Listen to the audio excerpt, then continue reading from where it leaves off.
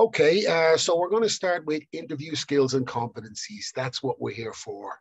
For those of you who use English as a second language, there's not a great difference between the word skills and competencies. If it is a second language for you, those words are interchangeable. So do not be yeah, overawed by them. One of the things we're going to be looking at, this is what we're going to be looking at today. We're going to be looking at the key skills that you will use, your key skills to get you the job interview, how to match your skills to the role or job that you were applying for, your work history to date, your education and qualifications, the important little details of your CV, what you do after you apply when you're waiting for contact from your prospective employer, how you prepare for the job interview.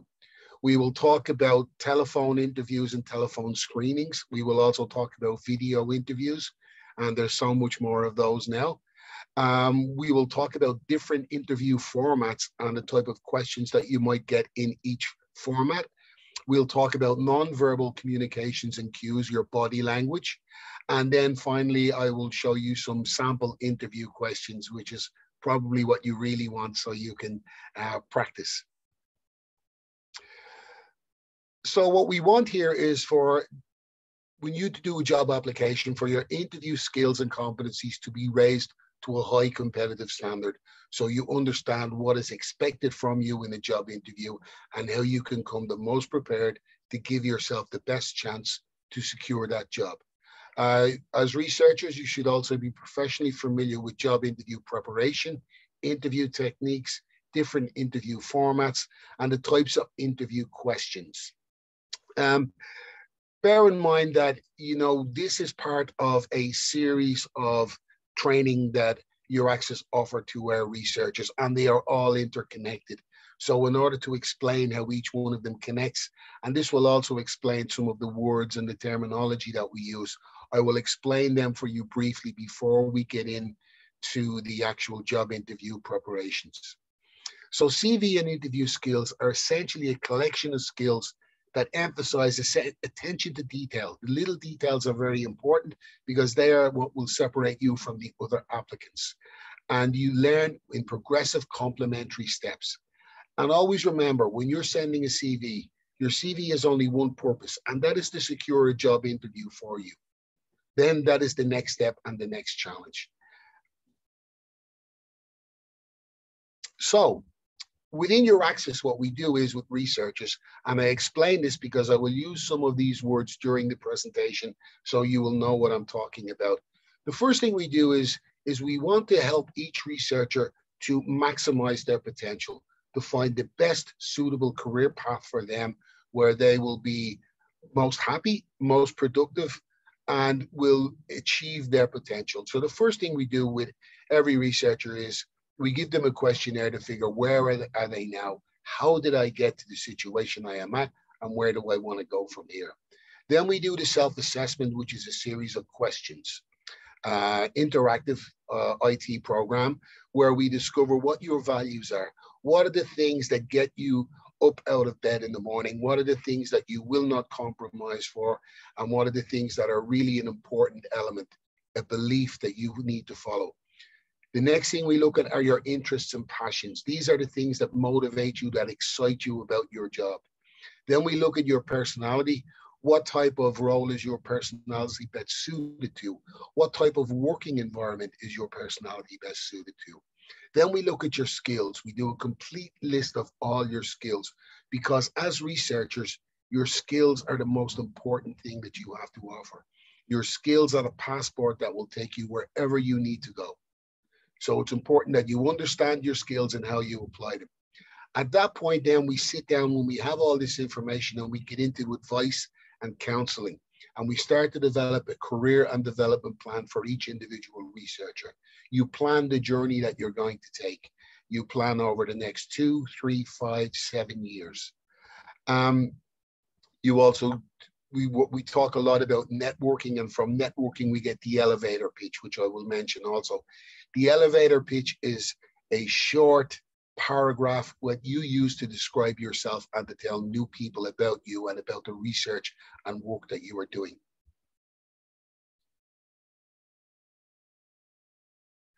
So these are some of the online tools that we use for the self-assessment. As you can see, you guys will all be, each of you will be given the the slides that we have here. So you will have all of the URLs and you can use all of these tools yourself. And we would encourage you to play around with them and see what you work for. But these are the tools that we use at the moment in the whole self-assessment and career planning stage. They're a collection of ebooks and websites.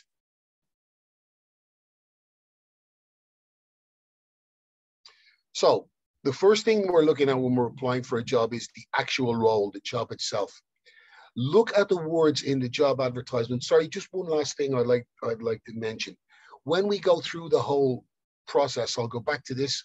When we go through this whole process, when you develop your plan, when we talk about applying for a specific job or doing your CV interview, we have reached a stage where you will have identified one particular job at this point in your development that you want to get.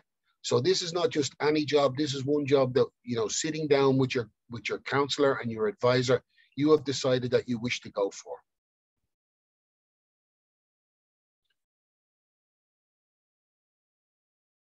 Okay, so within the role, you look for you look in the job advertisement where you see where the job is advertised, and you look at the words that they use.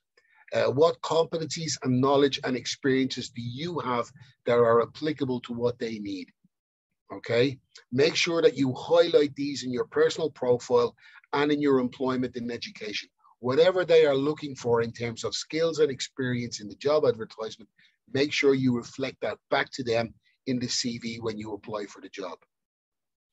Look at your own skills list, highlight the skills that you have that match what they are looking for. If you don't have an exact match, maybe you will have skills that are very close.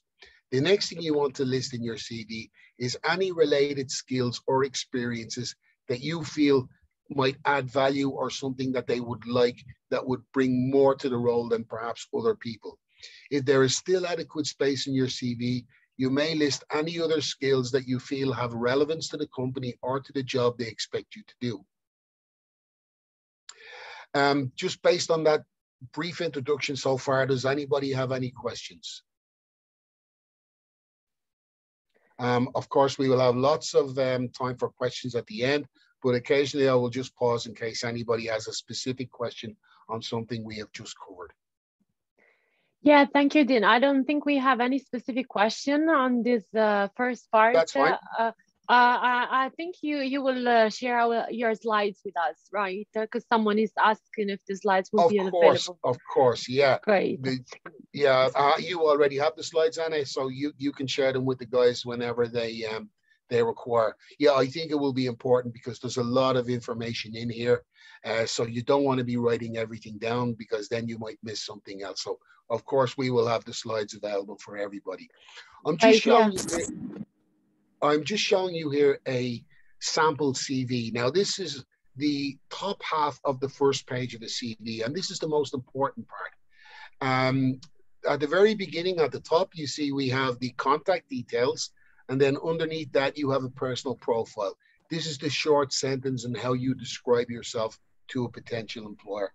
And this is where we use the expression, the elevator pitch that we get from the networking training. The next thing beneath that are your key skills. Now, these are the key skills that you would have seen in the job advertisement when the job was advertised. So you take your skills that match those and you put them there. And the reason for that is, let's say, for example, they get 50 applications for one job. They will have a big pile of CVs. So the first thing they do is they will look through all of those CVs to see who has the key skills. You have the key skills, you go into the inbox. If you don't have the key skills, you will go into the outbox. So straight away, right at the very beginning, before they look at your work experience or what school you went to, they want to see that you have the skills. So put your key skills as they apply to this role up near the top of the first page, and that will get you past the first stage of when they go through all of the CVs. When it comes to your employment history, you should, underneath that, list the duties and responsibilities and achievements that you had at each job, and particularly mention any duties or responsibilities that might be similar to the job that you were applying for. You will also need to list the dates you started and finished each role, and make sure that all your dates are correct and they work in sequence. Make sure there's no typos there. That's the other thing about CVs. Don't make spelling mistakes, don't make date mistakes, don't make grammar mistakes, because if you can make a mistake in a document that is really important, like a CV, it does not reflect on your ID detail as a potential employee. When listing your work history, be sure to highlight any competencies or roles or experiences that complement or add value to the job that you are currently applying for. It is a good idea to also highlight any aspects of your CV that coincides with the stated ethos, values, and direction of the organization you are applying to. Now, this comes in, you will find this when you do your research, and I will talk about this in a moment. You will list your education qualifications after your work history, and again, you emphasize any particular areas of expertise that apply to the job you are looking for. Once you've completed your professional and educational history on your CV, you then list your interests and your hobbies. It is best to be honest when you list your interests, as they are indicative. They tell the people about your passion, what you are passionate about, what gets you excited. And some of the topics may come up for discussion during the job interview. So don't invent some very fancy pastime like paragliding or something if you don't actually paraglide, because somebody on the interview panel may be a paraglide also. We also have lots of CV templates in our asset tool, which is where most of the tools I showed you earlier on are housed. You have the links. When it comes to listing references on your CV, excuse me, and one thing I should also add is this presentation is based on interview formats in basically in European and North American countries. There may be differences from region to region and from country to country, but generally speaking, these are essentially the rules and how things are done. So when it comes to listing references on your CV, you do no longer put them on your CV, especially within Europe, because there may be GDPR considerations. GDPR, for those of you who don't know, is a law allowing for privacy, and it protects people's personal details from being passed around. So instead, on your CV, you can write at the very end, references or excellent references available upon request. So this gets to the point where what happens is, if you apply for the job with your CV, then you will be brought in to do a job interview. If your interview is successful, at that point, they may ask to see your references, so they may talk to previous employers before they offer you the job. So your references should not be used until you have come down to maybe the final 2 or 3 candidates. So normally it's a good idea for you to let the people know who are your references, that they will be getting contacted, because you don't want them to be contacted too often.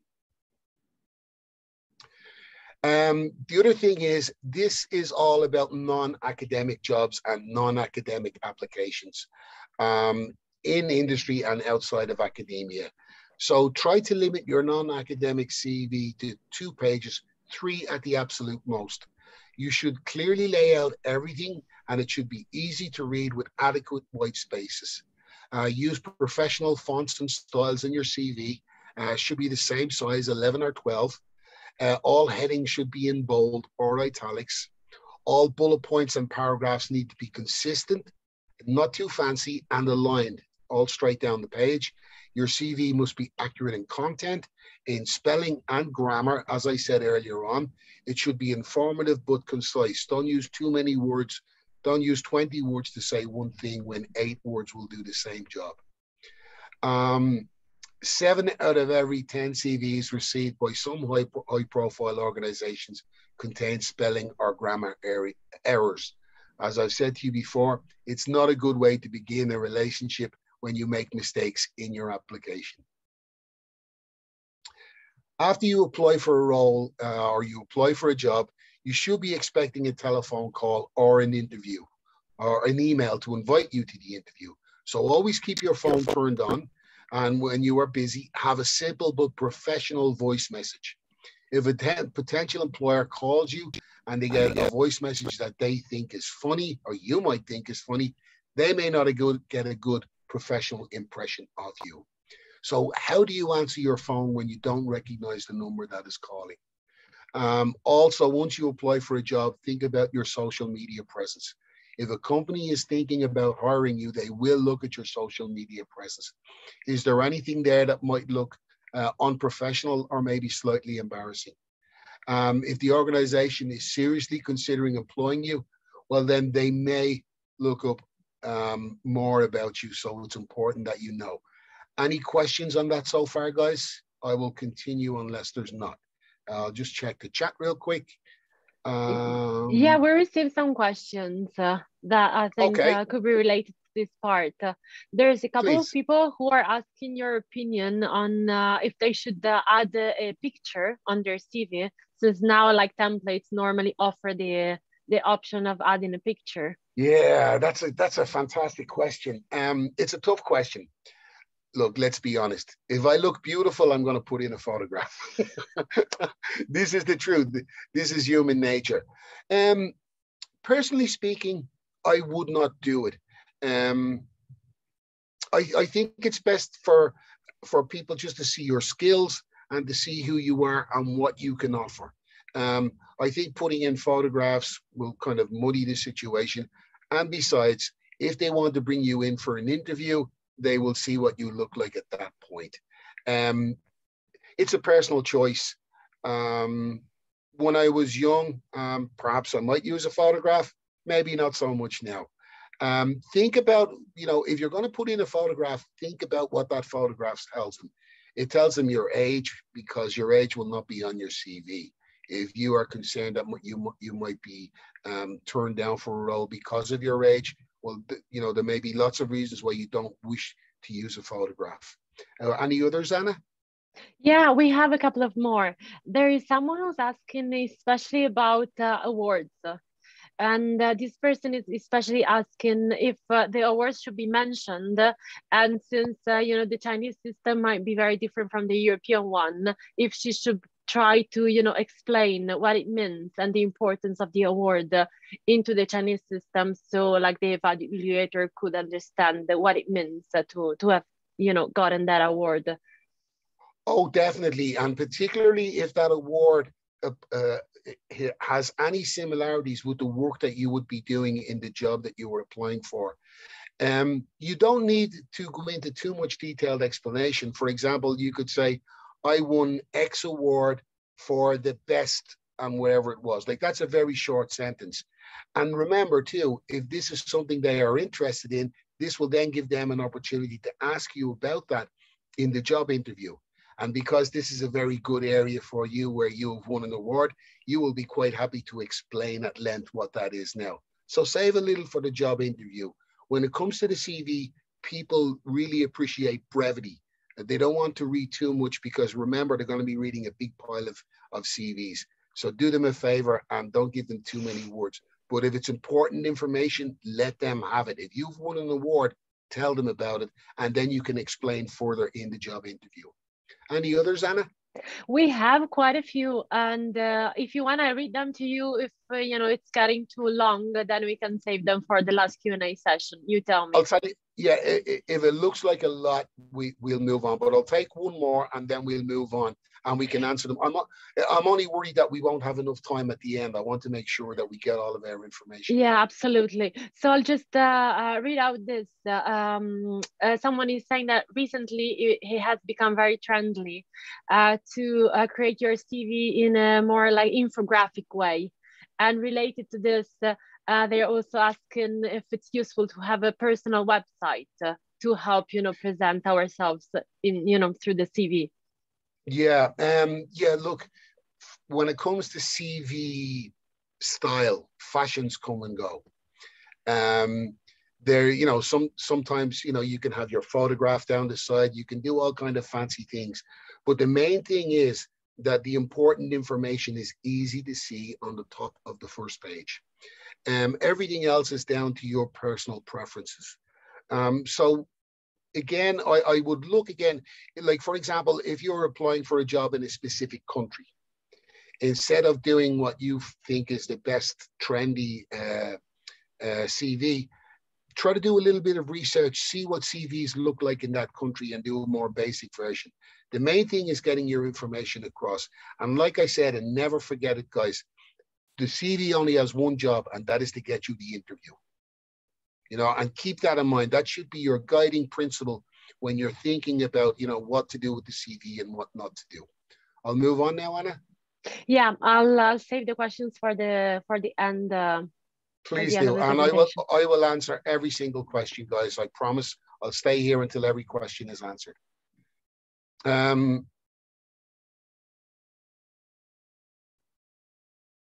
Now, the big thing about job interviews is people get nervous and they get anxious before them. So it's important to try to think about it rationally in your mind. I have sat on job interview panels and I have interviewed lots of people. And anyone who has done that will tell you, when you are sitting there for a full day or maybe even 2 days, every person that walks into the room to be interviewed, you really want this person to be the person who's going to get the job. You want them to succeed. The reason that you are bringing all these people in because you're looking for somebody with a specific skill set and a specific type of person. And everybody that comes in, you hope they are that person. So they are not there to trip you up. They are not there to make you look bad. 9 times out of 10, they will do everything they can to make you feel relaxed and give you an opportunity to explain who you are and what you can offer. They want to hire you. If they are bringing you for a job interview, they want to give you the job. The interview is just an opportunity for you to prove to them that you can and will do the job. So when you're preparing for the interview, realize that this is your opportunity to convince them that you are the best candidate for the job. So don't worry about, you know, trick questions or things that might go wrong. You know, we will talk as we go along. The more prepared you are for a job interview, the less anxious or nervous you will be. So during an interview, the employer will look for evidence of your skills and competencies. That means, can you do the job? So that's why the skills are the first thing you put up. The next thing they look for are your interests, your passions, and your motivations. Will you do the job? You know, just because you can doesn't necessarily mean that, you know, they're looking for somebody then who has a real interest and a passion for what they do. Next thing, they will look at your personality and your values. If you match their ethos,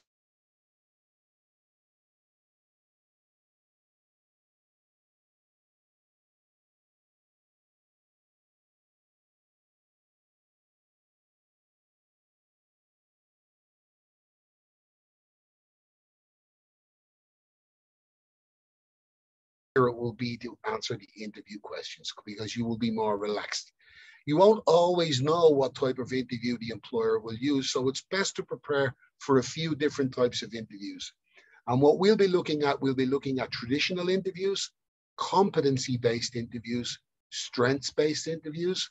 We will look at telephone and video interviews because telephone can be used for screening sometimes. Excuse me. And also whiteboard interviews, especially in areas such as mathematics, etc. Whiteboard interviews can be used because they may ask a researcher to solve a particular problem using the whiteboard. That's not very common, but it does happen, and it's best to be prepared if that is the case. Now, telephone interview and video interview. Before COVID, there was not a lot of video interviews. That is changing, and we will talk specifically about video interviews. But prior to that, a lot of organizations use telephone screening. So let's say if they get a lot of CVs for a job, they may have 10 people that they really like who have good CVs, but they may not want to bring in 10 people for an interview. So they may do a telephone call with each person, get a feel for them, just maybe to cut the number down to 5. So how do you prepare for a telephone screening or a pre-interview? You should prepare as seriously as a face-to-face interview. Much of the impact you will make in a telephone interview will be through your voice because they will not see you. So it is even more important that you sound animated and enthusiastic. In a telephone interview, a good thing is it's easier to hide your nerves and it's easier for you to relax. And if you smile in the telephone interview, they will actually hear the smile in your voice. Allow for time delay over the telephone line if that is the case, and make sure you don't talk over the other person while they are speaking. Wait for them to finish, and then you can supply your answer. That's just the basic tips for a telephone screening or telephone interview. Ensure that you have a suitable environment where you won't be disturbed. And another good thing about having a telephone interview, you can have your CV right beside you because many of the questions they will ask you, the information is in your CV. Practice before your phone interview. If you have a friend, can practice some questions with you. You can then, your friend can tell you if you have the phone too close to your mouth or too far away, etc. Prepare a smooth opening. Prepare the first couple of sentences that you're going to say, of how you say hello. Avoid distractions during the phone interview. Do not drink, eat, or smoke because the other person will hear that at the other end of the telephone line.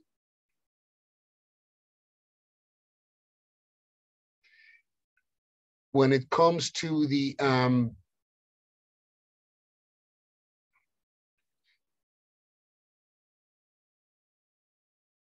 for video interviews, it's much more important because video interviews more and more are starting to replace in-person interviews. So the first thing with video interviews is test your technology. Make sure your cameras, your speakers, your microphone, your Wi-Fi, make sure all of that is working correctly before you do a scheduled interview. Make sure there's not going to be a high demand for your Wi-Fi at the same time. If you're doing a job interview by video, hopefully somebody in the next room is not downloading 3 movies at the same time. So try to talk with people who are using the same Wi-Fi to make sure you have clear, uninterrupted Wi-Fi for your job interview. If your Wi-Fi is not dependable, you can plug straight into the modem if you wish. That might be helpful. If possible, have a backup computer or another device ready in case you have technical problems. Make sure you're in a do not disturb environment so that nobody will walk in the middle of your interview. Excuse me. Ensure your interview will not be interrupted by messaging or apps, or your computer needs to restart to upload downloads or updates, etc. Same thing with screensavers. Make sure a screensaver is not going to pop up in the middle of the job interview. These are all little details, but they show that you are competent and you know exactly what you're doing. In case there's going to be problems with Wi-Fi, practice logging on to a phone hotspot just in case. Always have a backup plan. It makes you look more dependable and it makes you look more competent. Other things for video interviews: use a computer instead of a phone if possible. Phones look really small. They tend to look jumpy when you're holding them, and there's no real backup technology if something goes wrong. The other thing is consider if you're going to do a video interview, what platform will the video be on? Will it be on Deal Room? Will it be on Zoom? Will it be on something else? Make sure you're familiar with that platform. Do you know how to do screen sharing, muting? Practice on the platform. Again, practice with a friend or colleague. It will, again, it's something that will help your nerves because you were confident with the platform. It's one less thing for you to be worried about while you're doing the interview. Really important, practice looking right into the camera instead of at the screen. There is a huge difference, and I will explain this again later. But you can see the difference when somebody is looking at you through the screen or through the camera instead of looking down here at the screen. There's less of a contact between us instead of when I'm looking at you like this. There's more of an immediate contact between us. The thing about being on camera, you should smile a little more than you normally would because it helps to break down the distance, the fact that you are not in the same room.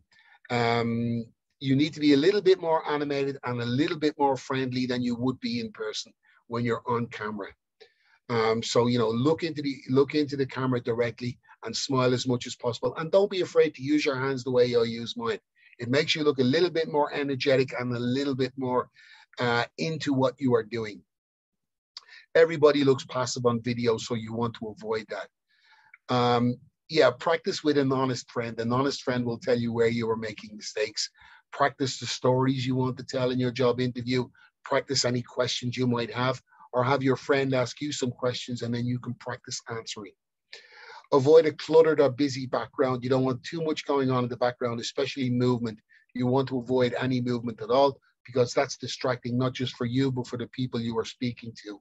Have your lighting straight on instead of from the side or looking down or looking up. It's really important that your lighting is straight on so they can see your full face and you don't look sinister or secretive. Wear earbuds to avoid audio complications if possible, but the big headphones, the cans, sometimes don't always look great, so maybe not use them so much. Any questions on video interviews specifically before we move on? I think we have a couple. Yeah. So someone is asking about the background. So what should be the background that you use during a video interview? Like fake background, no filter, what is better? Well, like I said, we don't want a busy background. We don't want a lot of movement, a plain background. If you're going to put a lot of thought into it, you might want to think about like, what clothes am I wearing? So what background will look better against the clothes, etc. Again, these are things while you practice. You don't necessarily need to have a fake background, but if you do have a fake background, make sure that when you move, you don't bleed into the screen. You can have something quite plain, as you can see here. I just have a plain wall behind me, so it's not distracting at all. Okay, moving on. Yeah, there's Claudia, and I hope I understood her question well. So she's asking for in a specific situation. So like you are in a video interview, but the interviewer turns off the camera. That like since like kind of like in an unbalanced situation. She's asking if you have any specific recommendation and how to behave in that situation. Yeah, that's tough. That is not good practice, obviously, because it creates a power dynamic. I don't. It depends on how badly you want the job. Well, I suppose if I was in that situation, if the interview turned off the camera, you know, you could say, "Oh, are we doing something different now? Are we doing cameras off in this section?" You know, ask them, put it back onto them. You know, to be quite honest with you, that is really one of those situations where you kind of need to make a decision in the time and situation, because obviously things would have happened leading up to that moment. So you would have already been getting a good feel for how this interview was going. They don't sound like a very nice person anyway, whoever was doing the interview. And maybe if you don't get the job, maybe it's a good idea. So also preparing a job interview, prepare to be bold, prepare to be brave. Sometimes if somebody calls you on the telephone or sends you an email and invites you to do a job interview, if you don't ask them right then, you can contact them the next day and you can ask them things like, "Oh, this job interview, how many people will be on the job interview panel? Will there be one? Will there be three? Will there be six? Have the identities of these people been chosen? Will the interview have a specific format?" Now, they won't always be able to give you this information because not every company is very well organized, but some of them are, and they will give you that information, and they'll give you a lot more detail also. Now, that means that you will have a competitive advantage over the other applicants who didn't contact them and ask these questions. So not only will you have more information, you will also be more relaxed and prepared. It's perfectly permissible to ask these questions before a job interview. Know your CV completely before you go into the interview, because when you're doing a face-to-face interview, it's pretty difficult to sit with your CV in your hand. They will have your CV, but perhaps you will not. Make sure you can clarify any gaps in your CV, because they will always ask you about them. Now, when I say a gap, that would mean, let's say if you had a job for 3 years here, and then you had another job for 2 years here, but there's a gap in between for maybe 3 years that you don't explain. Okay, they will notice that immediately and they will ask what you are doing. So if there's a gap in your CV, be prepared to answer questions about it and explain. Research the company or the organization that you're applying for. Research them completely, because not only will that help you with the answers that you're going to give, it will also give you ideas for questions that you can ask them during the interview. What is the history of the company? How or why did the company begin? Do they have a unique culture? Do they have a unique identity? What are their short-term goals, their medium and long-term goals? What are their business ambitions? If you can understand a lot of these questions going into a job interview, again, you will be more confident and you will be more prepared not just to answer their questions, but to ask them some questions also. And then you ask yourself, how does the organization's plans fit in with your own plan or journey? If you remember, you will have already gone through the whole career development and career planning phase. So you've already designed your own career plan on where you want to go, on the journey that you want to go. Think of how your personality and your interests fit with the organization. Think how relevant your CV and your experiences are to the role and again to the organization. Prepare some talking points for the interview that is based around the research that you've done. If there's certain areas of the company, it could be their ethos, it could be their plans, it could be how they interact with each other, how they interact with their customers. If these are areas that are specifically of interest to you and something that you can contribute to, make a note of it, and this could be one of your talking points for the job interview.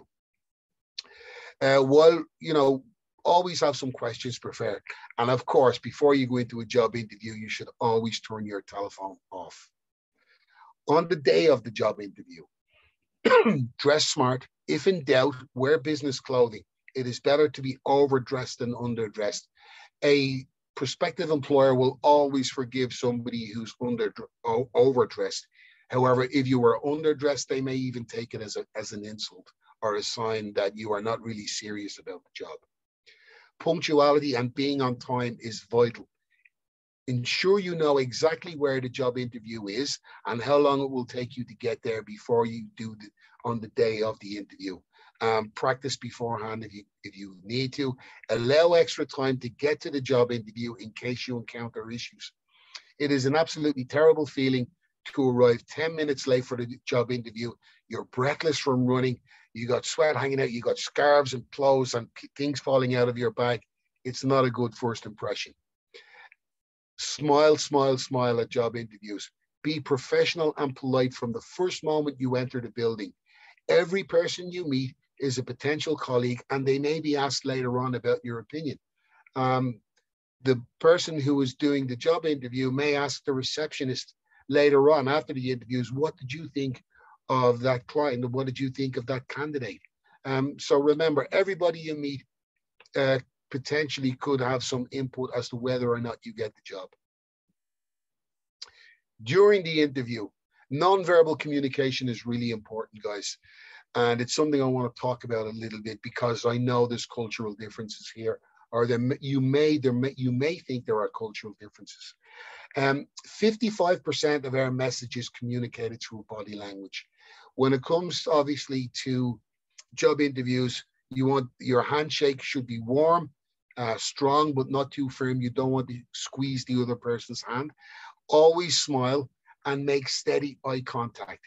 Now, if you think about it, it's the same reason why I was looking straight into the camera when I'm talking. When you look at somebody directly in the eye, there's a direct connection. Now, I understand in some cultures that can be seen as challenging. That is not the case because the eye contact gives a number of different messages for a number of different reasons. First of all, it shows that you are paying full attention to what this person is saying and you're paying full attention to them listening to you while you are talking. Secondly, and this is really important, making eye contact shows confidence. It shows that you have confidence in yourself. So if you think back to what I said earlier about they want you to be the person, they want you to be the one who is going to do the job. They want to have confidence in you. However, They will not have confidence in you if you don't have confidence in yourself. So make eye contact when you are speaking with people or you are listening to them. It gives a really good impression. So it's important. Your non-verbal communication is very important. That includes your body language too. Your facial expressions. If you are talking about something that is not very pleasant, it might even be a previous employer, make sure you don't make a bad face because that tells a lot. Your facial expressions are really important. When you're talking about things that excite you or things that you're really passionate about, let that show in your facial expression with your eye contact. Smile, lean forward. It shows that you're passionate. They will like that. Establish a rapport. Always look at the person, as I said, who was speaking or the person you were speaking to. Listen carefully to what they are saying or what they are asking you. It's a common mistake during a job interview while the other person is talking to you. All you see are their lips moving because you're thinking about something clever to say, or you're thinking about how you're going to answer the next question, or you're thinking about when is the opportunity for you to make that important point that you wanted to make. Okay. If you really have a number of important points that you want to make in an interview, write them down, bring them with you in the interview.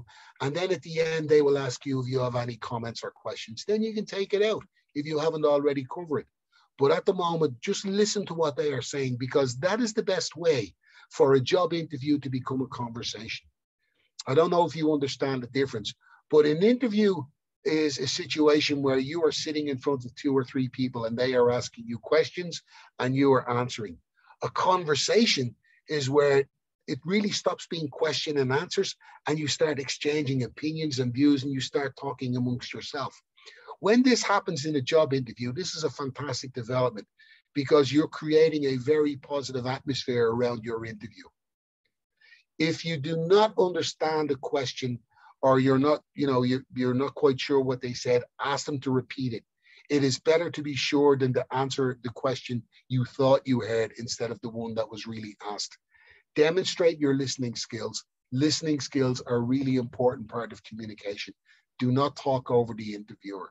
And again, asking somebody to repeat the question is again a sign of confidence. The tone of your voice should be friendly and professional. Be sure to articulate and explain your answers correctly and avoid very short answers like yes, no, or shrug your shoulders. Again, try to give full comprehensive answers to any questions, particularly if it's an area that you are very comfortable discussing. Excuse me, because if you are talking about an area that you're really comfortable in, you're using up time in an area you are comfortable instead of talking about something that you may not be so comfortable in talking. So when you get on to a topic in the job interview that is a good topic for you, talk and talk until they change it onto something else. Your posture is really important. You cannot slump forward like this, or you cannot lean over like that. You must sit up straight like you're attentive and you're paying attention. Your gestures, your body language, your facial expressions, you do not fold your arms because that is seen as a negative, non-communicative posture. If you keep your arms open like this, it is more welcoming. Be positive. When you speak about topics that interest or motivate you, let your enthusiasm show. They love enthusiasm. Don't be afraid to hide it. Tell them about your journey. This is important. Up until, a few years ago, when you went to work for an organization, there was almost like a secret expectation that hopefully you will be with this company for your whole working life, 20, 30 years or so. That is not the case anymore. Employers don't expect you to stay with them for life. They expect you to stay with them maybe 4, 5 years, something like that. Tell them about the journey you have planned for yourself with your career plan, because there's a good reason for that. First of all, it shows them that you know what you are doing and that you have chosen them specifically. Even though you've planned out your whole career, you've chosen them specifically to be an important part of that. It shows that you're a serious individual. It shows that you have done your planning and you have done your research. Explain to them what you think you can offer to them in the time you're with them. Explain, because based on the research you will have done, you can tell them what you think you can offer, and also they will have explained what they're looking for in the job advertisement. So tell them how your skills, your experience can help them with the work that they are trying to do, while at the same time tell them how you hope to gain some new skills and new experiences and new competencies from working with them also. This is a give and take on both sides.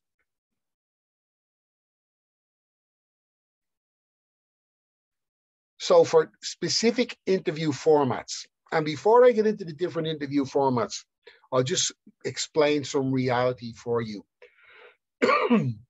In most cases, if you go in for a job interview, there will be one person there from human resources. They are usually the expert in this area. They are usually the person who is the most experienced in doing job interviews. Their questions will usually be around things such as, will you show up for work on time? Do you have a good work history? Are you dependable? Do you get sick a lot and not be in work for long times? These are the type of things that they're thinking about. Another person on the job interview panel may be somebody who would be your boss if you are successful. Now, they will be more interested in your specific skills, how you do specific tasks, how you like to work, etc. And then there may be a third person there who has no real direct involvement, but they wanted the third person there, and they could ask you any type of question. My point is, it's very unlikely that you will be invited to a job interview and the interview will have a specific format, such as traditional competency or strength, etc. So my point of explaining the different interview formats is not for you to prepare for those interview formats, because it's very unlikely you will get them. The point is that when you are asked a specific question, not only will you understand how you need to give an answer, but you will also understand why the person is asking you the question, what information they're looking for. So this is why I'm explaining the different type of interview formats. So in a traditional interview, and this is the most common, each person will have a copy of your CV, and the questions they will ask you will be based on the information they see in your CV.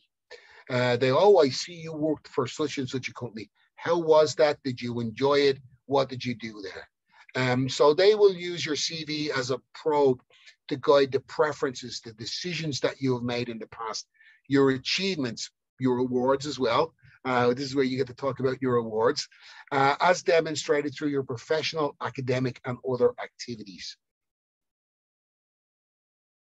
So the most common questions you'd be asked during a traditional interview, and it's a very common question, how would you describe yourself? Well, again, think about your elevator pitch, how you describe yourself in that regard.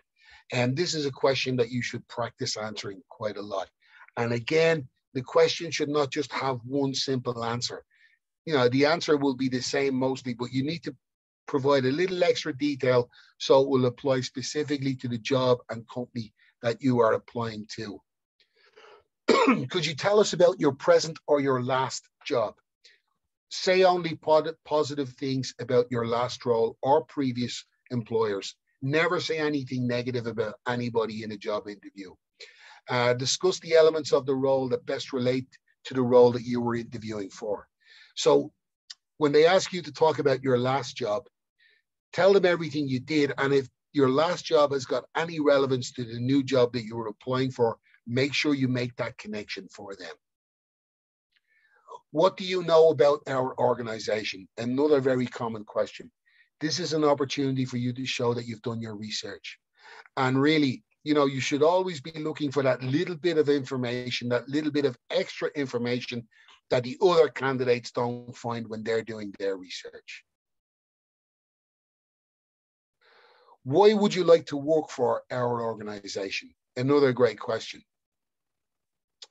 So what you do is you discuss what you understand based on your research to be the future direction of the organization and how they fit in with your own goals and plans. So, you explain to them how what the company wants to achieve and what you want to achieve has a lot in common. Explain how you can contribute to what they want and what you hope to gain in return from the new experiences of working with them and their teams. New competencies and career progression, etc., are the type of things that you should be looking to get also. Help them to understand that you see a direct alignment between your own personal goals and those of the organization.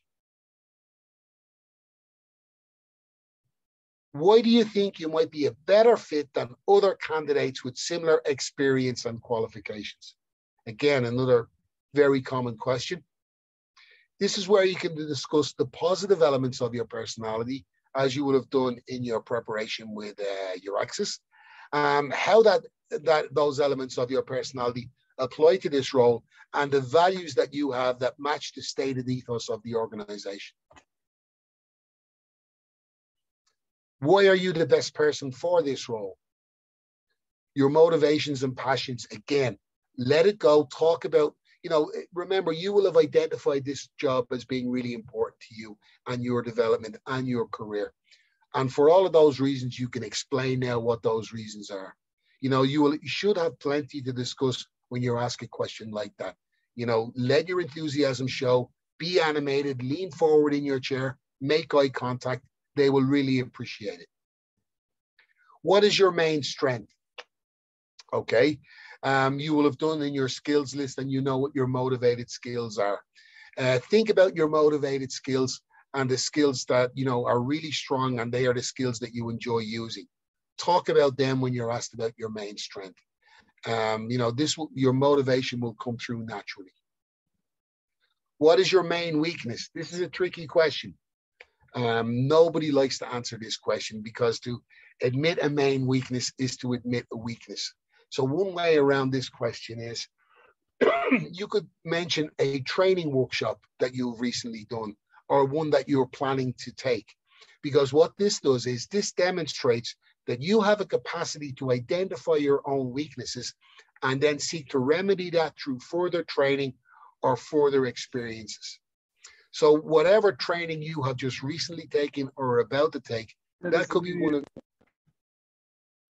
one of your weaknesses. Khalifa, can you please mute your microphone, please? Thank you. Okay, so for a competency-based interview, this is slightly different. The questions are designed to help candidates to give evidence of the skills that are needed to perform well in the role. So really, they want to have their whole interview based around your skills, okay? So how will they do that?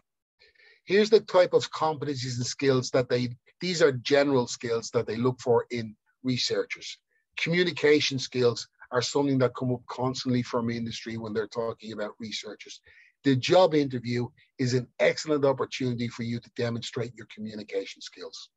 Your interpersonal skills, these are the skills that you use one-on-one with colleagues. Now, you can demonstrate those in the job interview also, but it's also important to have one or two stories from your previous employment about how you used your interpersonal skills to a positive effect. They like people who can engage in teamwork. They like people with problem-solving ability, organizational ability, the ability to multitask and be flexible and be adaptable, have a positive attitude, and to show initiative. These are the type of competencies that they're looking for outside of the specific research skills that you bring to the table. So, you want to be looking for opportunities within the confines of the interview to demonstrate what these are. They're asking these because they want to understand how you think. For instance, how you approach and solve problems, as well as how you apply your skills. The best approach for candidates to take to a competency-based interview is to use the STAR technique. That's STAR. They want to know whether you've actually had the experiences that prove you can handle this position. So the best way for you to do that is to tell them stories about how you have done it in the past. And you do that again using STAR. S stands for situation, T stands for task, A stands for action, and R stands for results. So what does that mean? So you're telling the story. The first thing is the situation. You explain the background and the context. Where and when did this happen? Be sure to explain that you understood the possible implications and negative outcomes if this issue was not addressed. I'll give you an example. You talk about how One morning you were working with your colleagues and you got an email that something had gone terribly wrong on a project that you were working on. And you explain why this project is important. So then you have to describe, okay, now we have this information. What did we do? What did I do? What decision did I make? What did I tell my colleagues to do? What did I ask my colleagues to do? Then once you've done that, you decide what actions you took. How did you fix this problem? Who did you contact? What decisions did you make? And then you talk about the results. What happened after you fixed it? Why was this such a good thing that it was fixed? And what did this mean for everybody in the company and your clients when this happened? So basically, situation, you explain what the background, what the context was, the task, what needed to be done.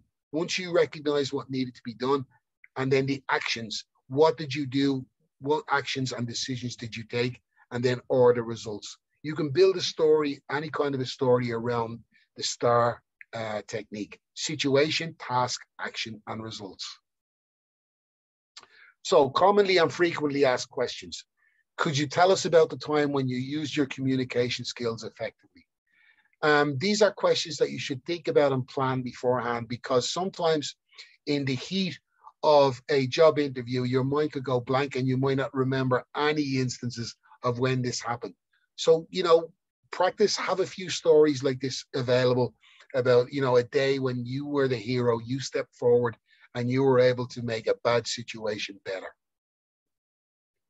You could talk about presentations that you've used in the past, your ability to communicate your research findings, include any conferences that you might have addressed, seminars, written publications. These are all communications.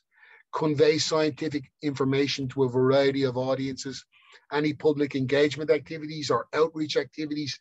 You may have been a team leader. You will have lots and lots of examples from your research experience to talk about your communication skills. Could you tell us about the time when you used your interpersonal skills? Again, this is usually based around your interaction with colleagues or clients. Talk about your one-to-one relationship with colleagues, how you would have helped colleagues in the past, supporting or helping colleagues or peers, positive team working experiences that you might have had, dealing with sensitive colleague issues that could have been highly personal. Again, you should have examples that you can talk about and explain to them about how you use your interpersonal skills. Always bring in an element of persuasion also.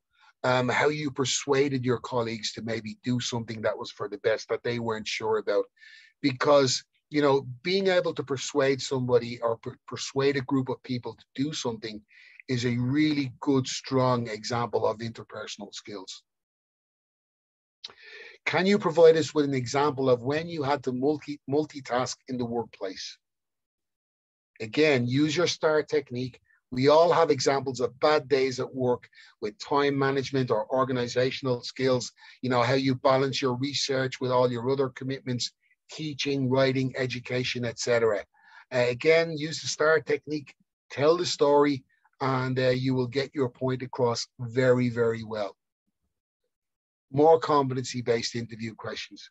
Could you tell us about a situation where your problem-solving skills really paid off? As researchers, you may have ready examples, or you may use a story or dilemma from your non-professional activities, or you may have in-depth knowledge of particular areas where you have hobbies, for example. Something where a problem that confounded everybody else and you were able to find a solution. Again, have stories like this prepared before the job interview. Could you describe a situation in which you used initiative? Are there examples where you suggested positive changes to existing processes or practices? Did you identify inefficiencies that could be improved? What good ideas have you come up with in the past and how did you act on them? Your ability to apply research to real life situations is also very interesting for them. And new and complex concepts that you're able to use to when you're using your initiative. Again, prepare some stories. Could you describe a situation in which you motivated others? Have you had team leadership experience in any capacity? If you cannot think of any specific examples, where you haven't had that opportunity. Perhaps you could talk about the times when you led and motivated your colleagues just by your example. Being a supportive colleague and contributing to a healthy and productive working environment is also motivating to the people that you work with. So, you can use that as well if you haven't had a lot of leadership experience. Some also recruiters use strength-based interviews in their recruitment. In contrast to the competency-based interviews, in which the employer wants to understand what you can do, the aim of the strengths-based interview is for the employer to establish what you really enjoy doing. The focus is on making sure you do more of what you are good at rather than what you are capable of. Strengths-based interviews have a very, very simple aim, and that is to find your interests, your motivations, and your strengths. So what they're looking for somebody with a very specific skill set. And then they want that person to be using those skills probably at least 70% of the time they're doing the role. Now, there could be lots of reasons for that, but I'll give you an extreme example. I know somebody who worked as a researcher living alone on a South Atlantic island studying seabirds for over a year. Now, not everybody would want to live on an island alone. So it's really important that when you're looking for a person to fill that job interview, that you are coinciding with their interests and their motivations and their strengths. Because if you hire the wrong person, they will be calling you saying they want to leave the island, and then you will need to find somebody else. So that's why in certain cases, strength-based interviews might be found. It could be for a very unique role, and they want to make sure that they have the right person, somebody who's going to stay there. How to prepare for a strengths-based interview. The truth is, you can't really do as much preparation as for the other types, because you don't want to use the overused everyday answers that we think interviews want to hear. Think about what energizes you when you're in a strengths-based interview, both inside and outside of work, and be prepared to be open. Don't try to be something you're not, because again, it's usually for a quite specific role. And if you're pretending to be something that you're not in this type of interview, you could end up with a job that you really do not enjoy. Be honest about the tasks that you don't enjoy doing, and think about how your preferences might fit with the organization's culture and the requirements of the specific job. Our strengths are innate. Talking about strengths gives us confidence and gives us energy. Again, when you're talking about your strengths, let your energy flow, let your enthusiasm show, and smile, make eye contact. So some strength-based interviews, you might be asked, what are you good at? We did a big jump there. What are you good at? All the answers are in your self-assessment. We will have done all of the things and list your strengths and your motivated skills. What are you good at is really your motivated skills. For those of you, sorry, I'll explain very briefly. When we do the skills audit, we basically write down every skill that you have, every single one, no matter how small or how important. And then we divide them up into 4 categories. The first category is your motivated skills. These are the skills that you really enjoy using and you want to use as much as possible. The second category are development skills. These are skills that you kind of like using and perhaps you would like to use more, but maybe you need a little more training. They're the development skills. Then we have the burnout skills. These are skills that you are very good at using, but you have used them so much that you don't want to use them anymore. And then finally, we have not important skills. These are the skills that at this point in your life, you don't think to be important. For example, having a driver's license might be considered a not important skill for a specific role. So when we talk about your motivated skills, these are the ones we want to use. So when somebody asks you what you're good at, you think straight away about your motivated skills. Next question, what do you learn quickly? This is usually the topic that you're most interested in. What did you find easiest to learn at school or university? Everybody has asked that questions. And what subjects do you most enjoy studying? Again, easy questions to answer. What things give you energy? Again, a great opportunity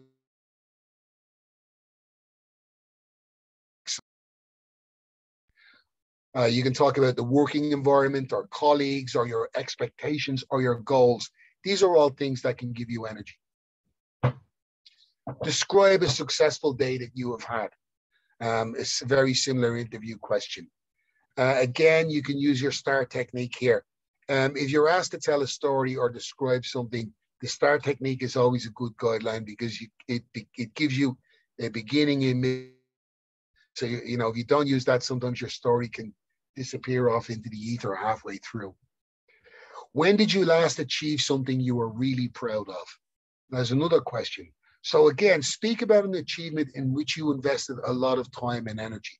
It doesn't need to be something spectacular or something involving a lot of money or a big prize. What they're really looking for, they want to see how you act when you're thinking about the things that energize you. Speak about what the achievement meant to you and how much satisfaction and enjoyment it gave you. Speaking about positive experiences, again, will reflect in your body language. You know, so the more positive things we talk about, the more positive our body language is. Do you prefer to start tasks or to finish them? That's a very tricky question. And there could be lots and lots of reasons why they ask that question. Sometimes it may not need to be asked at all, but it is tricky. So how do you answer it?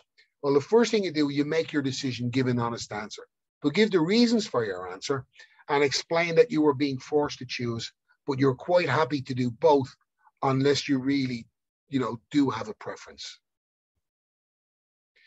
Do you have enough hours in the day to complete the things you want to do?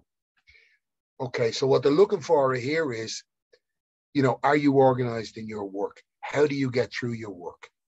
Do you overload yourself or do you not give yourself enough work to do? These are the things they're trying to find here. So how do you answer that? They're looking, what they want to know, do you work in an organized and efficient manner? How do you organize or plan your working day? Or can you delegate to others or can you help others? This is what they're trying to find out here. So when they ask you that question, you know, talk to them about how you organize your working day. What's the first thing you do in the morning? Do you have a to-do list? How do you prioritize that to-do list? How do you get through it? What things are always left on your to-do list and not finished at the end of the day? So again, they're looking for how you prioritize your work and what criteria do you use? Well, I suppose the only things that should be left on your list at the end of the day are things that do not need to be done immediately, but you have them on your list because you're aware they need to be done at some point in the near future. So you keep them on your list so you can do them when the opportunity arises. What do you enjoy doing the least? Give reasons for your answer. And when you're doing that, because we're talking about something that's not very good or pleasant, be conscious of your body language. You know, just because you're talking about something that you don't enjoy doing, make sure that you don't give off negative body language. Do it with a smile. It will disarm the negativity of the situation.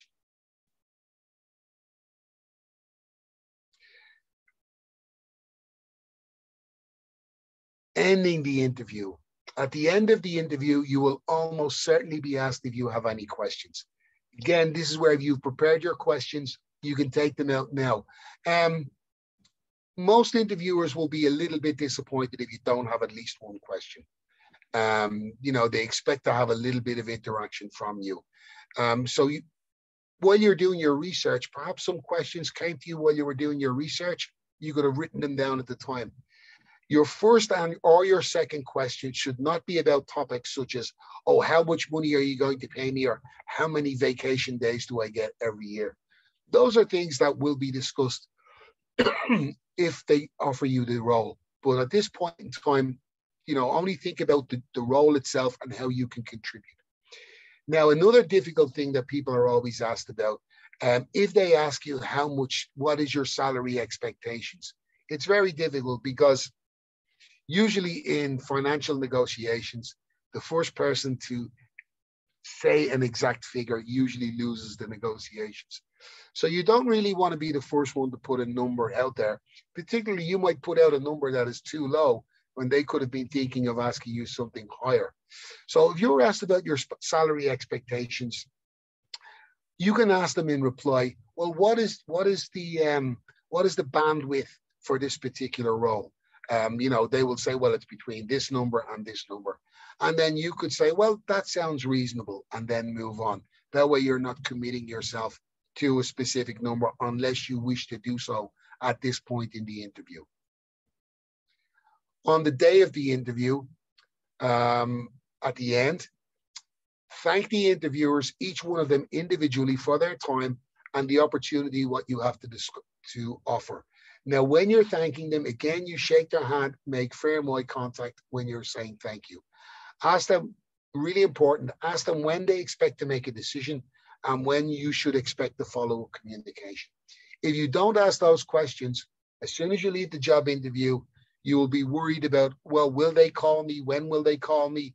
Will they call me next week? Will they call me in 2 weeks? It makes you look more professional and it makes you look more organized. So after you thank them for their time, ask them when they expect to make a decision and when you should expect a follow-up communication from them. That way they will also tell you whether you will be contacted by telephone or by email.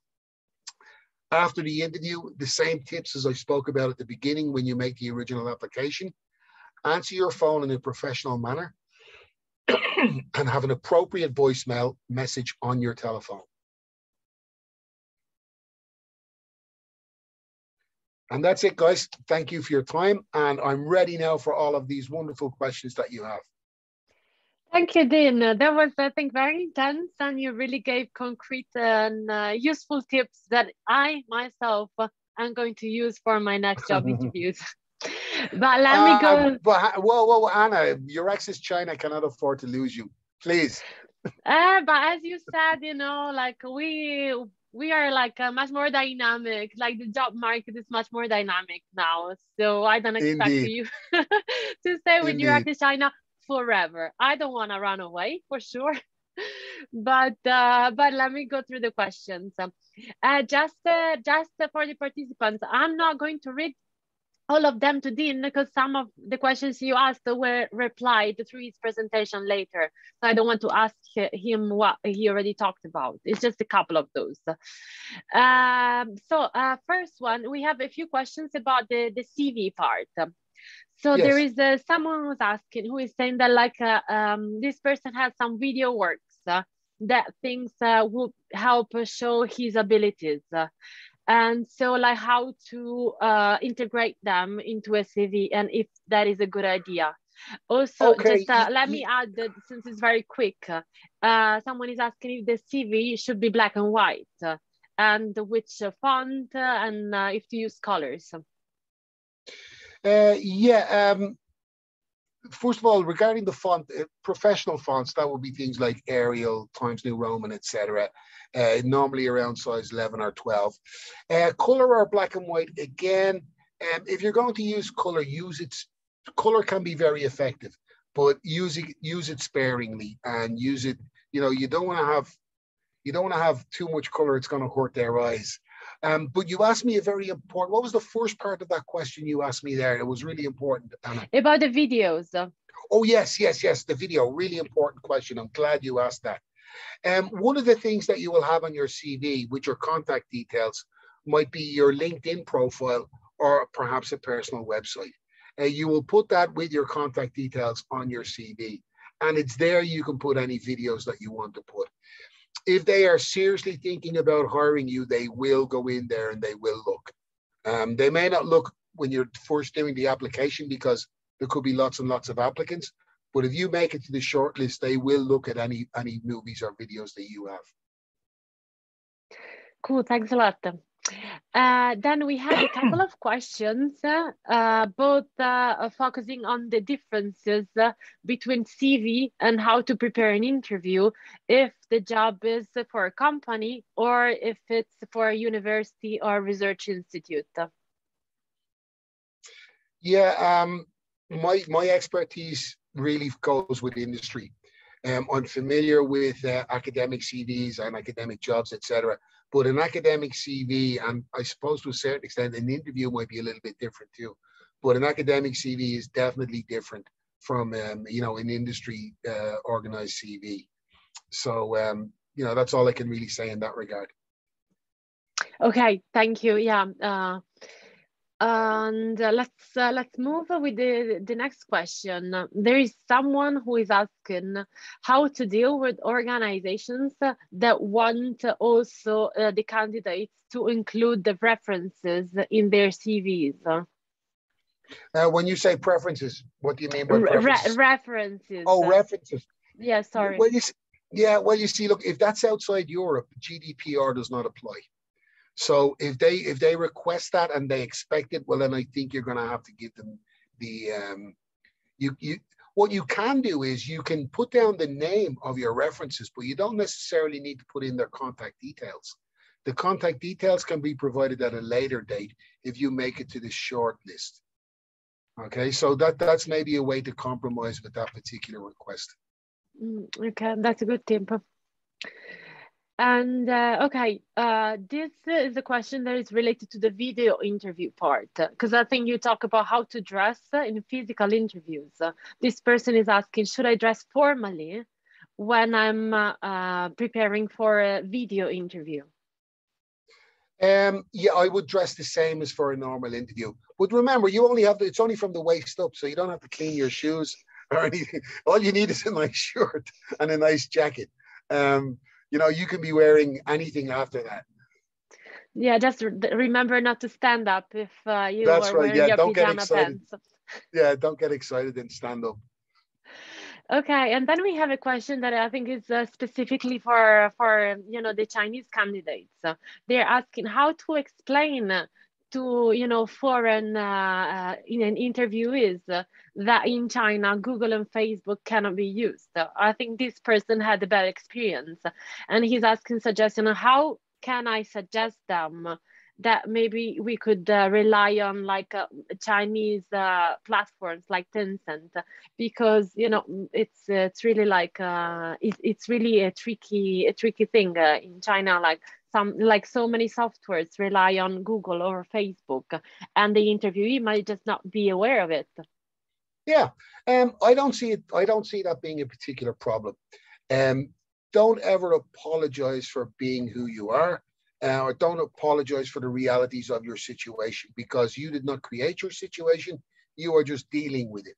So I think that like if I was communicating with somebody in China and I made a reference to Google, if they came back to me and explained to me that they cannot use Google, you don't even need to explain why. You could just say I cannot use Google because, for example, it might be possible like in some you could be working in a certain organization in the West and you may not be able to access Google with on the company platform simply because they don't want any outside interference. So it's not completely unusual.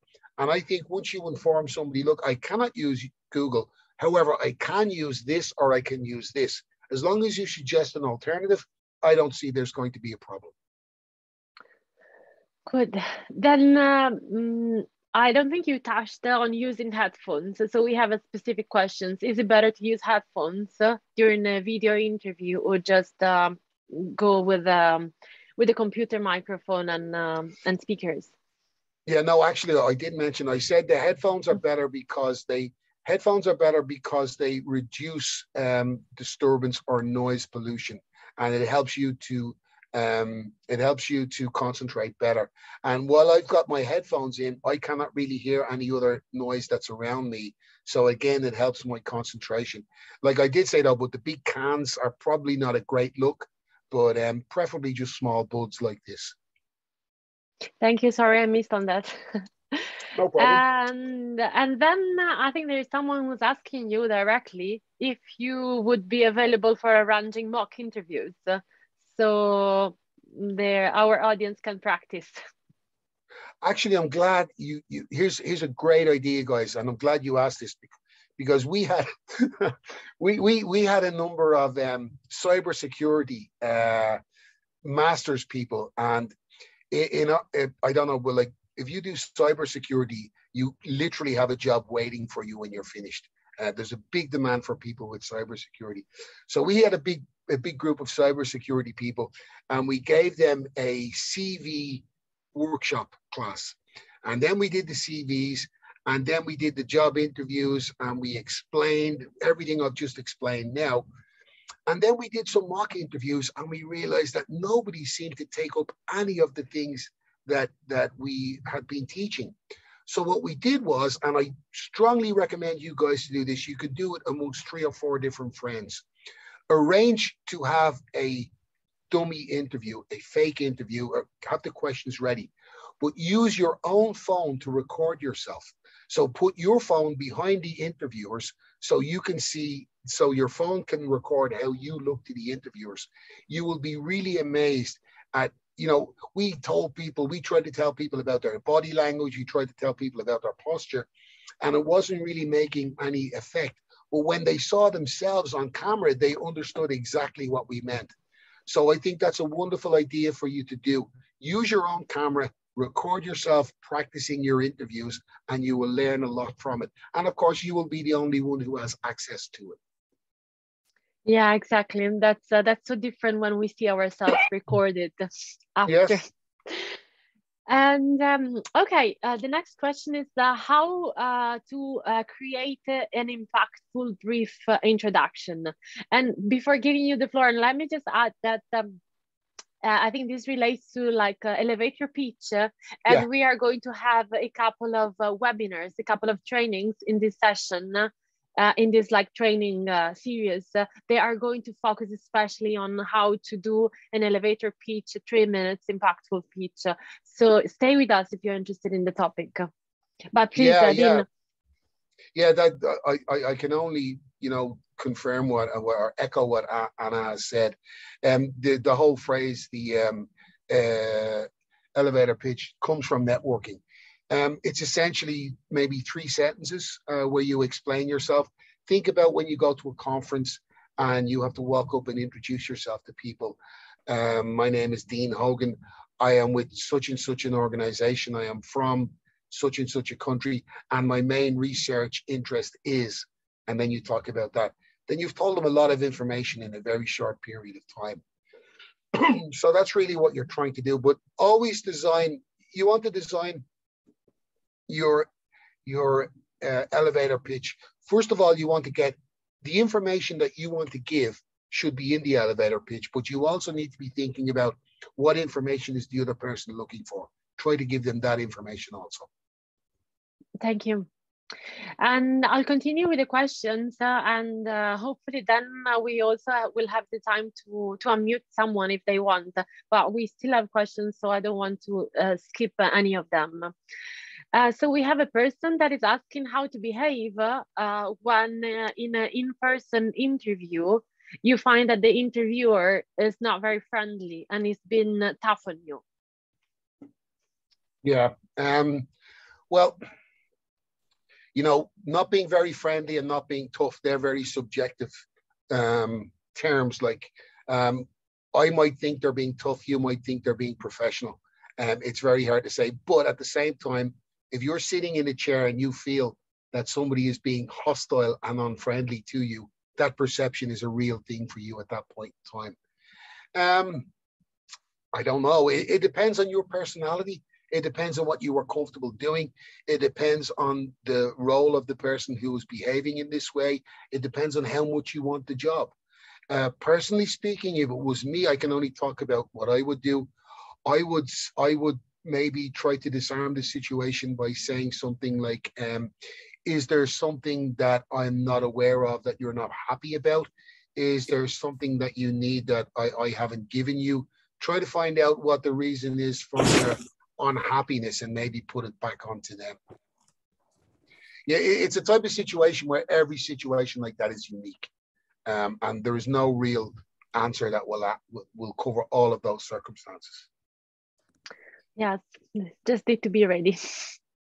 Yeah. Then we have this other question, like how to answer. I think another very common question in interviews. Where do you see yourself in 5 years? Yeah, I know. I used to hate that question too. But look, here's the thing, guys. And we're talking about, again, we presuppose that you will have already developed your career plan, you know, with your Access's help. So, you know, where once this was a question that you would dread and hope they wouldn't ask you, you should be able to talk about the journey that you have planned and your career plan and where you hope to be. I know somebody who once answered that question. Somebody said to them, where do you see yourself in 5 years' time? And they replied, I'd like to be sitting in your chair. But I don't know. I think that's a little bit risky. Yes. And okay, a question about LinkedIn that just for your information works well also in China. So we have this question starting from the consideration that in LinkedIn now it's possible to add like different skills and also like about your personality, and so like there's a lot of functions. So this person is asking if you think that recruiters check seriously and like check a lot LinkedIn for background check on the candidates, and he's also asking if for the present job market, is it a must to maintain a LinkedIn page or a website page and similar things? Okay.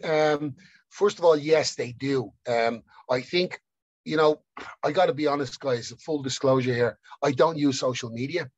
I was a very early adapter to the internet, and I was fascinated by our ability to have conversations with people in different parts of the world. But I also very quickly realized that this took up a lot of time. So I quickly withdrew. And so by the time Facebook and everything else came along, I didn't really engage because I'd already done that. And I didn't have the time necessary to invest it. However, my wife insisted that I have a LinkedIn page. Because I was busy anyway. I was getting lots of work. I didn't feel I needed one. But it was my wife who insisted I get a LinkedIn page. And yes, I have seen in the time that I have been on LinkedIn, LinkedIn has grown exponentially. And the main reason for the growth in LinkedIn is because more and more HR professionals and recruiters are using it to recruit. It's probably the number one-stop shop, because the search engine, I don't know if you know about it, I've actually just done workshops simply on the search engine in LinkedIn. The search engine in LinkedIn is fantastic. You can use it they don't use it just to look for you. You can use it to look for jobs anywhere in the world if you know how to use the search engine. LinkedIn is at the moment, and obviously online platforms are subject to change, but at the moment, LinkedIn is the be all and end all. It is number one. Was there a second part to that question? You asked me, like, do they use? Yeah, no, if it's a must to have LinkedIn page. Yeah, do they use LinkedIn? Yes, they do. Is it a must? If you're really, really good at what you do and you're in the top percentile, you probably don't need LinkedIn, because your work will be recognized and headhunters will find you anyway. If you're just an average, normal, very good researcher and you want to get your name out there, it's probably a good idea to have a LinkedIn page. Yes, I always check a LinkedIn page of any person I need to get in contact with or work with. Yeah. So it's very useful. Not everybody. It's a great way to get in touch with people too. And it's a new way to network also. You know, networking is really important for all kind of research work. And LinkedIn is just another networking tool. Cool. So let's move on. Questions are still coming in. When telling a story for a competency-based interview, how far back in time can we go? You can go back in the question. You can go back as far in time as you want to, so long as the question is a good story. If you go back to tell a story about when you were 5 years old, if that's a good story where everybody laughs at the end, that is not a problem. It's only a problem if you go back to when you were 5 and you tell a bad story. That's really, that's because then everybody's, well, why the hell would they tell us this story? It's all on your content. It's all about your content. And don't forget too, it's not just the story that you tell, it's how you tell the story. Okay, so no limit, no time limit. No limits. Then we have a question. This is probably more about academic career. The question is about applying for a graduate position, and this person is asking if I have little or no work experience in the field apart from formal education, what should I do? Well, this is when I mentioned we do a specific workshop on CVs. I just gave you the very brief introduction at the beginning. But like I said, in the CV, you always put your elevator pitch, which is your personal profile. Then you put your key skills. Then you put your work history, and then you put your education. The only exception is if your education has more relevance to the role than your work history, or perhaps you have very little work history. So now what you would do in your situation, this is the person who was asking the question, your CV would have your contact details, your personal profile, your key skills, and then your education. You put your education before your work history because your education has more direct relevance to the role that you were applying for. Thank you. Again, talking about CV, we have a question about research internships that are done during the career, like during master and PhD. So this person is asking if it's better to mention them separately or like a subsection of the education or within the work experience, if I understand correctly. Yeah, no, that's a good question. That is a good question. Put it in your work experience. And the more relative it is to the role that you're applying for, put it higher up the CV page. If there's a direct relationship between an internship that you've done and the work that you're hoping to do, mention it as soon as possible. Mention it in the first category of your work history. So yeah, I would mention it in the work history if it has a direct relevance. Okay, thank you. Sorry, I'm switching to the other camera because I think I am having a technical problem with the battery. Okay. Okay, next question is about how much time should we wait after a promised deadline without communication? So how much after should I try to communicate with the interviewer again, because I didn't hear when the deadline came. Yeah, this is why I said, like, always ask that question at the end of the interview, because if you don't, you will have many sleepless nights wondering. If you don't hear from them, I think, you know, if you don't hear and you don't know when you're going to hear, I think you should wait 2 weeks. If you don't hear 2 weeks, then get in touch with them. Yeah. Sorry, maybe I read the question wrongly. This person is asking. I have, like, they gave me a deadline for a response, but they didn't meet it. So how much longer should I wait after the deadline before reaching them? Yeah. When they don't contact you after the deadline, that means one of two things. The first one is, and it's usually the most common, they're not as organized as they thought they were going to be, and it's taking them longer. Or perhaps they've chosen a candidate, but they're checking the references, and maybe the references haven't worked out. Or thirdly, and unfortunately this is true and it happens with a lot of companies, they've decided you're not going to get the job and they don't even have the courtesy to tell you. They've just forgotten about you and they're moving on. So if they give you a date and they haven't contacted you by that date, I would not give them, I would wait a week and then contact them. Just to let them know. You don't have to say, you told me you would tell me last week. Why don't you tell me? You say, no, I have a couple of other opportunities available at the moment, and I need to know if I need to consider you into my thoughts for the future. Have you decided, as you said you would, have you decided if I will be progressing forward or not? Basically, let them know that you have other options and you'd like to know what they are doing. But be polite and be respectful. Yes, good advice. Then again about the CV, the academic CVs. I think we talked about the length of a CV. This person is saying that recently he thinks that the trend is to have only one page. I think you were saying try not to be longer than 2 or 3 pages. So what should be the length? We already talked about that. Yeah, I think 2 pages is the ideal length for a non-academic CV. Occasionally, some people might go a little bit over that, but definitely no more than 3 pages. Okay. Another question about after having had an interview, is it okay? Like, should I send an email to thank them for the interview, for the time, and also could this be a way to make like another way of making an impact of having them remember me? Yes, it is. It's a very good idea. If you know the names and you have the contact details of the people who have interviewed you, if you're going to interview one, make sure you interview everybody that was there. All, let's say if there's three people interviewing you, interview all three of them. Um, Although you need to be careful with the wording, you don't want to be pushing too far. Get a good idea and use that idea, but don't overdo it. What I mean is, you say something like, thank you for the time. It was great to have the opportunity to tell you about what I think I can bring to your organization. And I look forward to hearing from you in the near future. That's really it. I don't think you should at that point try to give them extra information, or I forgot to say this, or I meant to tell you that. I think you should kind of leave it at that then. But it will make a positive impression if you send a follow-up email or message.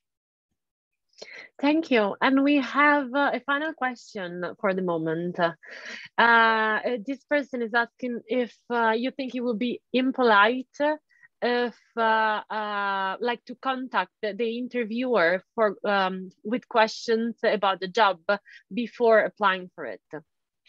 Not the interviewer, but the person who contacts you and asks you and invites you for the interview. They are your point of contact.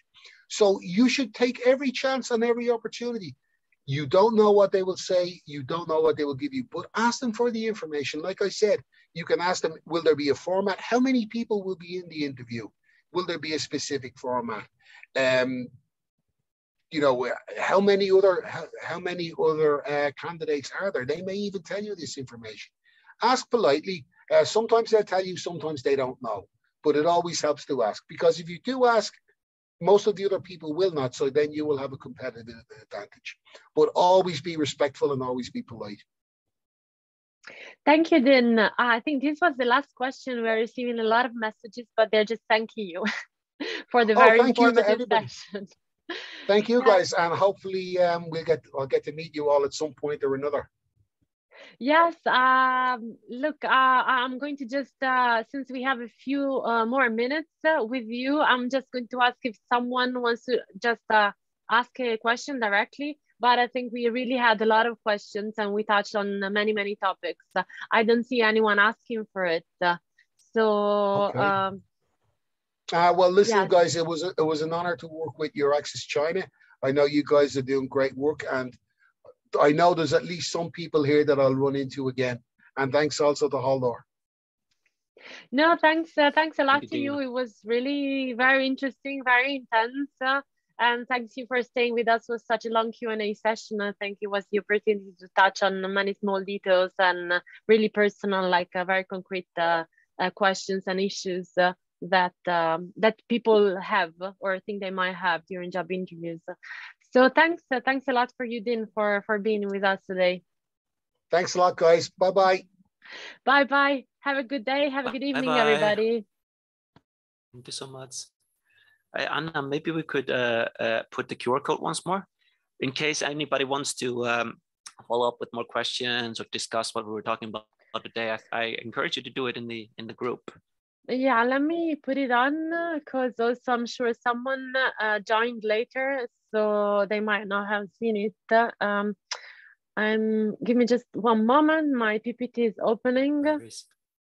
While Anna is finding the QR code, I'll also let you all know that we are planning to do a video podcast tomorrow, Anna and I, where we'll be discussing the upcoming installments in the science communication training. So normally we do it around 5 to 6 o'clock China time. So if you guys are following our social media, you'll be able to see us discuss these things and what is coming up and what's around the corner. Okay, so you should all see the QR code now. In case you are not part of our WeChat group, please join. It's the way to stay in touch if you have questions, to be informed about the upcoming sessions we are going to have, to share information. So it's, it's the most convenient way to stay in touch. So please join the WeChat group. And yes, yep. I think we will close it here, and I hope we'll see everybody in our next webinar next Wednesday. Yeah, which is going to be about how to get published in academic journal. We're going to be having Victoria from Taylor and Francis tell us about how to get published. And if you're going to ask anybody how to get published in academic journal, you should definitely be asking these people, because they are half of the academic journals in the world are these people. So this is an amazing opportunity for people here to kind of like get it straight from the cow, as you say. And I'm just looking forward to see you all then. It's going to be a good one. Thank you so much, Anna, for moderating today. It was a good one. It was a pleasure. I think the speaker was, was very energetic, so it was easy. Okay, Agreed. Thanks everybody. Thanks for being with us. Have a good evening. Bye-bye. Ciao, ciao. Bye-bye. I'll close it here.